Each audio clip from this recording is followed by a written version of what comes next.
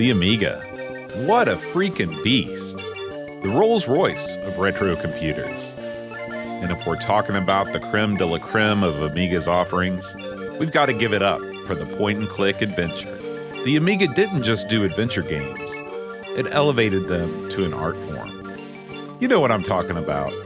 Gorgeous graphics, bizarre yet endearing characters, and puzzles so twisted, you'd swear they were designed by Rube Goldberg himself. So dust off your tank mouse, fire up Workbench, and pick up the rubber chicken with the pulley in the middle. You know how to use it. Starting off our list is Beneath a Steel Sky, a masterclass in dystopian storytelling from Revolution Software. Released in 1994, this point-and-click takes you into the oppressive world of Union City, where industrial decay and corporate control reign supreme. The game's story, penned by Charles Cecil and fleshed out by Dave Gibbons' stunning comic book art, is darkly humorous and packed with dialogue as sharp as Tony Warner's Code, witty, cutting, and oh so British. One of the few AGA titles to truly take advantage of the chipset, Union City looks like a graphic novel come to life, proving dystopia could be oddly beautiful.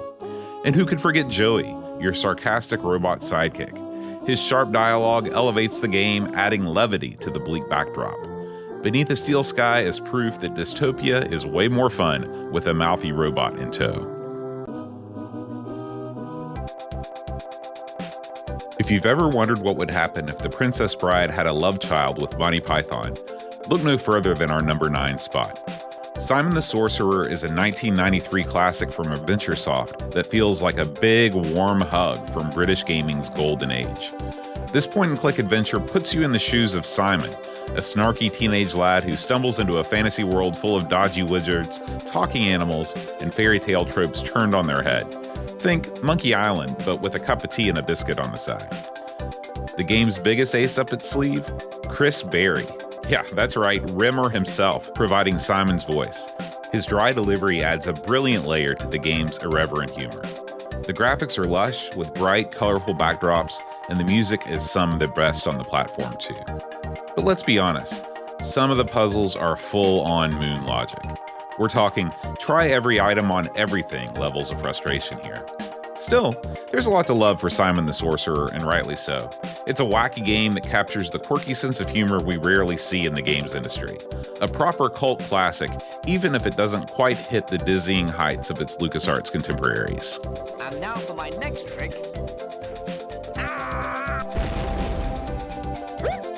Oh well, back to the old drawing board. Flight of the Amazon Queen is number 8 on our list. Released in 1995, it's a cheeky little gem in the Amiga's adventure game library. Complete with goofy humor and tongue-in-cheek dialogue, the Amiga version's colorful graphics make the jungle come alive. The game's graphics make you appreciate the genius that was the ECS chipset. Whether you're battling femme fatales or befriending tribes, it's all in a day's work for Joe. And hey, who doesn't love a hero with a pun for a name? Yeah, that's right, you play as Joe King. Haha! A dashing, slightly hapless pilot who gets caught up in a madcap adventure through the Amazon jungle.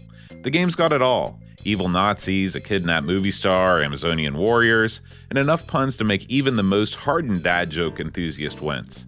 It's got that campy 1930s serial vibe that doesn't take itself too seriously, which is a big plus. The writing might lean a little too hard into the problematic pulpy cliche at times, but it's hard not to enjoy the silliness of it all.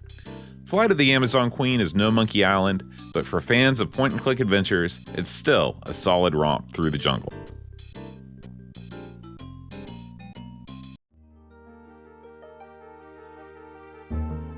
Indiana Jones and the Fate of Atlantis is exactly what you'd hope for if some game dev bigwig said, let's make an indie game. Released in 1992, this game was LucasArts' best-selling adventure of all time, selling over 1 million units. Well worth the 2 years it spent in development. The quest for the mythical city of Atlantis is full of clever puzzles, exotic locations, and memorable characters, like Sophia Hapgood, Indy's feisty partner with a psychic edge. What makes Fate of Atlantis really shine is the choice of how you play. The team path if you like working with Sophia, wits if you like to enjoy puzzles, and fists if you just want to deck some Nazis, because who doesn't love that? The story's sharp, the characters are spot on, and the atmosphere captures that classic Spielberg feel.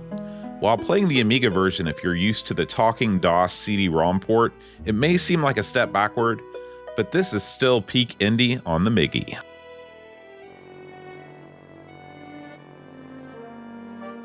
Leisure Suit Larry. That's Leisure Suit Larry in the Land of the Lounge Lizards. The game that asks, what if we took the midlife crisis of a polyester-clad bachelor and turned it into an adventure game?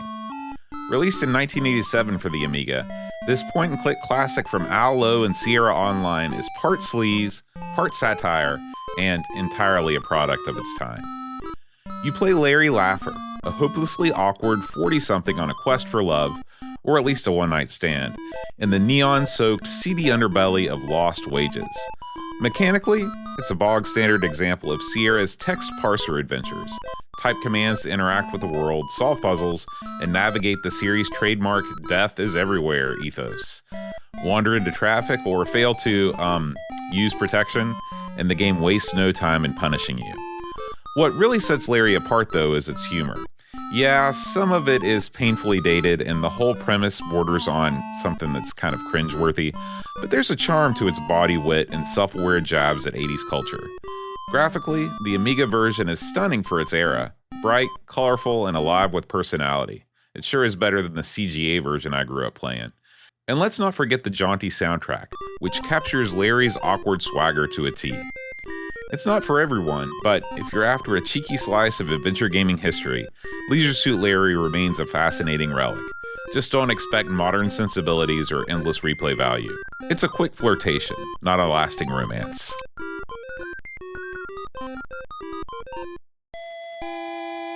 Back in 1984, King's Quest wasn't just a game. It was a revolution. Roberta Williams and Sierra Online brought us something that felt like it came straight out of the future. A fully interactive fairy tale world rendered in colorful graphics where you could actually move your little guy around the screen. Sir Graham wasn't just an avatar, he was you, wandering through a kingdom packed with treasures, puzzles, and, let's face it, a lot of ways to die. The game arrived on the Amiga in 1987 and lost none of its charm, or its difficulty. Puzzles can be fiendishly obtuse, and some deaths are downright cruel. Take one wrong step, and it's back to the iconic restore, restart, or quit screen. It's the kind of game that demands trial, error, and a notebook full of scribbled ideas. Classic Sierra, really. Still, it's impossible not to admire the ambition here. King's Quest helped define the graphic adventure genre, setting the stage for some of the best games of the 80s and 90s. It's rough around the edges, but it's also an essential piece of gaming history. Worth playing? Absolutely. Just save often. Before Day of the Tentacle turned time travel into a comedic art form, there was our number 4 game on the list, Maniac Mansion, the Scum Engine game that started it all. Released by Lucasfilm Games in 1987 and ported to the Amiga shortly after, this version in vibrant color is the looker of the bunch by far. You take control of a group of teenagers trying to rescue their friend Sandy from a mad scientist and his, rather unique family, all while avoiding being caught, or worse. The real charm, though, is in the non-linear design.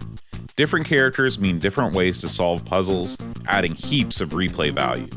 While death is still on the table, or in the pool, it doesn't lurk around every corner like you'd find in Sierra games of the time. Maniac Mansion put Lucasfilm Adventures on the map and set the stage for all the brilliance that was to follow. If you haven't already, give it a try. Just make sure you don't put the hamster in the microwave.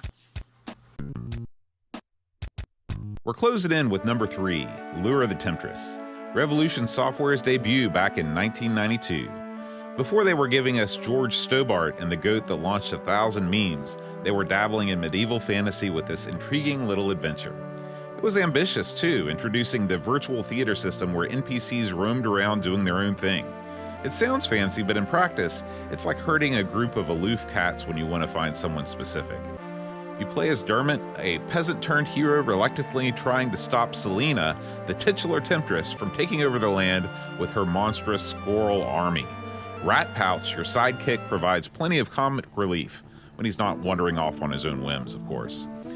The hand-drawn visuals still hold a nostalgic charm, and the witty dialogue keeps things lively. But while the game's innovations deserve credit, the virtual theater system sometimes feels more like a tech demo than a fully realized feature. Still, Lure of the Temptress is a fascinating relic, a cornerstone of British adventure gaming history. In the runner-up spot of our top 10, it's Loom, the point-and-click for people who don't like point-and-clicks. Loom is one of those games that feels like a dream you just don't want to wake up from. Released in 1990 by Lucasfilm Games, this isn't your typical point-and-click. No endless inventory puzzles or snarky one-liners here. Instead, it's a lush, haunting fantasy where music is your weapon, your language, and your lifeline. You play as Bob and Threadbare, a member of the Guild of Weavers in a world where crafts define reality. Armed with your magical distaff, you'll solve puzzles by weaving spells through music. And here's where Loom sets itself apart. The gameplay is as elegant as the soundtrack, a sweeping digital rendition of Tchaikovsky's Swan Lake. Sure, it's short and not particularly challenging, but that's missing the point. Loom is less about brain teasers and more about the emotional experience. It's evocative, heartfelt, and utterly unique. Even in the quietest moments, Loom hums with a melody that lingers long after the last thread is spun. Monkey Island 2: LeChuck's Revenge is number 1. Now, this is how you do a sequel. Released in 1991, it took everything that made the original great and cranked it up to 11. The humor, sharper. The puzzles, more intricate. The world, bigger and packed with even more charm. Ron Gilbert and the team at LucasArts weren't just making another pirate adventure, they were creating a masterpiece. Guybrush Threepwood is back, this time hunting down the fabled treasure of Big Whoop. Along the way, you've got iconic moments like the grog-swilling spitting contest, the Voodoo Lady's ominous advice, and one of the most talked about endings in gaming history. LucasArts' evident attention to detail is where this game truly shines. The art is vibrant, and the writing, my God, the writing is some of the funniest, smartest stuff you'll find in a game. Unlike certain other companies at the time, looking at you, Sierra, LucasArts ditched the cheap deaths and unwinnable scenarios, letting you actually enjoy the experience. Monkey Island 2 isn't just a great adventure game, it is the all-time greatest adventure game. It's number 1 with a bullet for me. Funny, challenging, and packed with personality, it's a true classic. And there you have it. 10 portals to other worlds brought to you by the Amiga. Whether you were battling tentacles, weaving spells, or just swapping discs for the millionth time, these adventures left a mark on everybody's gaming history. If you want to hear more, check out my podcast, Amigos, Everything Amiga, or watch another Top 10. Until next time, adios.